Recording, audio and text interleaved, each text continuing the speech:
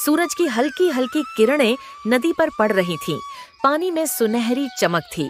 गांव में सुबह की चहल पहल शुरू हो गई थी, लेकिन बड़े भाई हरिराम के घर में हमेशा की तरह कड़क आवाज गूंज रही थी। अरे ओ शिवा, उठ जा, कब तक सोता रहेगा? देख, मैं तुझसे बड़ा हूं। जब तक मैं जिंदा हूं तुझे आराम करने का हक नहीं। छोटा भाई शिवराम, जो अभी अभी जागा था, चुपचाप उठ गया। उसकी पत्नी राधा भी डरकर खड़ी हो गई। मेरी ही छांव में रहकर पेट भरता है। घर भी मेरे नाम का, खेत भी मेरे नाम का। तेरा तो कुछ भी नहीं है शिवा। याद रख, अगर मेरा दिल बड़ा ना होता तो तू सड़क पर बैठा होता। पर क्या तेरी औकात क्या है? तेरा तो कुछ भी नहीं है शिवा। कभी आईने में देखा है खुद को? तू तो बस मेरा दिया हुआ एक टुकड़ा है, जो भीख की तरह मैं तुझे डाल देता हूं। याद रख, अगर मेरा दिल इतना बड़ा ना होता तो आज तू सड़क पर भीख मांगता फिरता। हरिराम हर रोज उसे ताने देता। शिवराम चुप था। उसने कभी जवाब नहीं दिया। उसके माता पिता बचपन में ही मर गए थे। बड़ा भाई ही उसे पाल पोस कर बड़ा कर लाया था। लेकिन जैसे जैसे हरिराम की उम्र और दौलत बढ़ी, उसका दिल सिकुड़ता चला गया। हरिराम की पत्नी भगवती भी वैसी ही थी, हमेशा ताने देती। देखिए जी, बारिश आने वाली है। कह दीजिए इस निकम्मे से, इस कामचोर से कि जल्दी से घर के बाहर का कीचड़ साफ कर दे। सारे गांव वाले हमारे घर के सामने से ही तो गुजरते हैं। अगर रास्ता गंदा हो गया तो लोग क्या कहेंगे? कहेंगे कि इतने बड़े खेत, इतने मवेशी, इतना सोना रखने वाले हरिराम के घर के आगे कीचड़ भरा पड़ा है। लोग हंसेंगे हम पर। इज्जत का भी कोई मोल होता है, लेकिन इसको क्या फर्क पड़ता है? इसे तो बस रोटी चाहिए खाने को, चाहे घर की इज्जत मिट्टी में मिल जाए। सुबह से पड़ा हुआ है जैसे कोई राजा हो। रोज इसे देखकर मन जलता है। घर में पालतू जानवर भी इससे ज्यादा काम के होते हैं। कहिए इससे उठे और साफ करे, वरना बारिश में ये सारा कीचड़ अंदर तक आ जाएगा और गांव वालों के सामने हमारी नाक कट जाएगी। सुन लिया ना शिवा? जा, घर के आगे का रास्ता साफ कर। और सुन, मवेशियों के लिए चारा भी काट ला। मुझे खेत देखने जाना है, वहां भी काम होगा। शिवराम चुपचाप बाहर निकल गया। उसका दिल भारी था। हर दिन भाई की बातें उसे तोड़ रही थीं, लेकिन फिर भी वह यही सोचता, भैया ने ही तो पाला है, उनका हक भी है डांटने का। बारिश की बूंदें अब धीरे धीरे गिरने लगी थीं। आसमान में घने काले बादल थे। बूढ़ी दादी कह रही थीं, अरे नदी का पानी बढ़ेगा आज, ईश्वर सबकी रक्षा करे। हरिराम खेत की ओर निकल पड़ा। जाते जाते शिवराम से बोला, सुन, अगर बारिश तेज हुई और नदी का पानी घर तक आ गया तो सबसे पहले मेरे मवेशी बचाना। तेरा सामान तो वैसे भी कोई काम का नहीं, पर मेरी गाय भैंसें मर गईं तो नुकसान मेरा होगा। शिवराम की आंखों में आंसू आ गए, पर उसने सिर झुकाकर कहा, ठीक है भाई, जैसा आप कहें। आपका हर हुक्म सर आंखों पर। और हाँ, अगर खाना खाने का मन करे तो पहले मुझे खिला देना, तू बाद में खा लेना, समझा? यह कहकर वह चला गया। बारिश अब तेज होने लगी थी। आसमान में बिजली कड़क रही थी। शिवराम ने जल्दी जल्दी घर के बाहर का रास्ता साफ किया। फिर मवेशियों के लिए चारा काटने चला गया।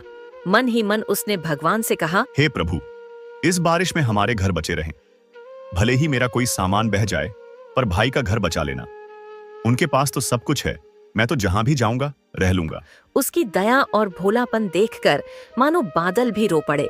बारिश और तेज होने लगी थी, लेकिन हरिराम को अपने खेत की चिंता थी। उसने दूर से देखा, पानी खेतों में भर चुका था, मगर उसके मन में सिर्फ एक ही बात थी, अब की बार फसल मरी तो शिवराम को काम से निकाल दूंगा। उसके पेट पर बोझ उठाने की ताकत मुझ में नहीं। उसके मन का घमंड और लालच बारिश के पानी से भी ज्यादा गहरा था। बारिश की बूंदें अब तेज होकर मूसलधार बन चुकी थीं। गांव के लोग अपने अपने घरों को मजबूत करने में लगे थे।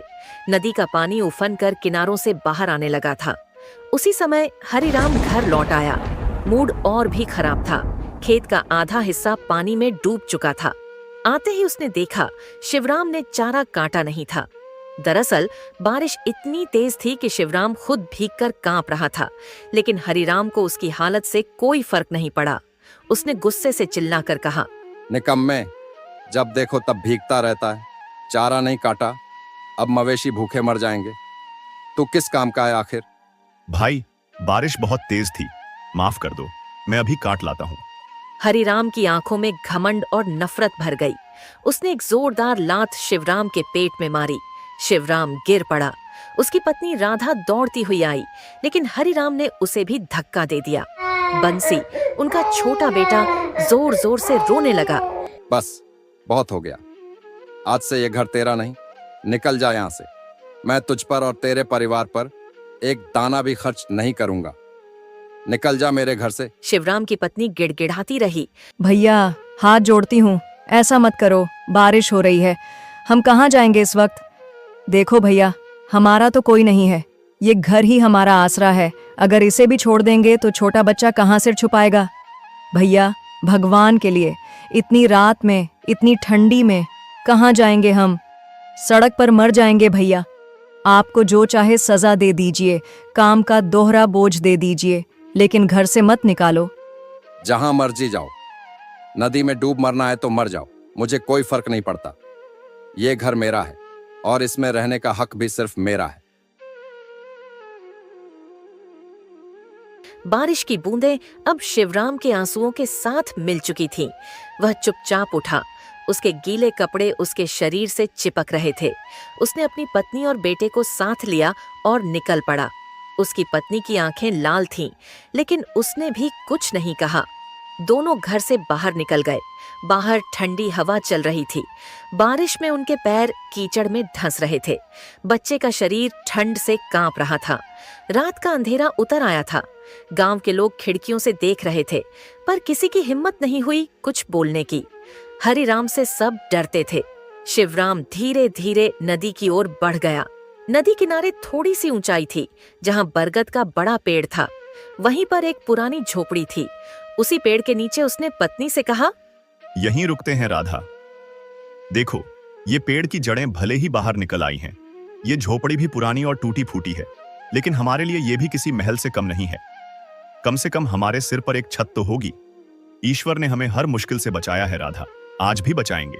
मुझे पूरा भरोसा है, हमारे दुख के दिन जल्दी ही खत्म होंगे। हमें बस हिम्मत नहीं हारनी है। जब तक ये सांसें चल रही हैं, मैं तुझे कभी भी खुले आसमान के नीचे सोने नहीं दूंगा। सुनिए जी, हमने किसी का क्या बिगाड़ा था? हम तो हमेशा सबका भला ही चाहते थे, फिर भी भैया ने हमें क्यों निकाल दिया? उनका दिल इतना कठोर कैसे हो गया? हम तो अपने हक का भी नहीं मांग रहे थे, बस 2 रोटी और सिर छुपाने की जगह चाहिए थी। क्या यही हमारा कसूर था? भगवान ही जाने अब हमारा क्या होगा। राधा, मत रो, मत रो। देखो, बंसी को ठंड लग जाएगी, उसका बदन कांप रहा है। अगर तू ऐसे टूट जाएगी ना, तो मैं भी कमजोर पड़ जाऊंगा। मैं अभी जाता हूं गांव के बाहर, वहां पेड़ के नीचे सूखी घास पड़ी थी, वही ले आता हूं। देख लेना, इसी बारिश में, इसी ठंडी रात में हम अपना घर सजाएंगे। हाँ, टूटी फूटी झोपड़ी होगी, दीवारों से हवा भी आएगी, लेकिन वो हमारा होगा राधा, सिर्फ हमारा, छोटा सा, लेकिन उसमें तेरा, मेरा और बंसी का सपना होगा। मुझे यकीन है भगवान हमें देख रहे हैं। एक दिन यही बारिश हमारी खुशियों की भीगी भीगी सौगात लेकर आएगी। वह उठा और घने अंधेरे में चला गया। उसकी पत्नी अपने भीगे बेटे को सीने से लगाकर बैठ गई। आसमान से बिजली चमक रही थी। बरगद के पत्ते झड़ रहे थे, पर उसी पेड़ के नीचे एक टूटे परिवार ने नया जीवन शुरू करने की ठानी थी। बारिश की बूंदें थमती नहीं थीं। शिवराम, राधा और बंसी नदी किनारे बरगद के पेड़ के नीचे झोपड़ी में बैठे कांप रहे। बंसी भूख से रोने लगा। उसकी रोती आवाज सुनकर राधा भी रो पड़ी।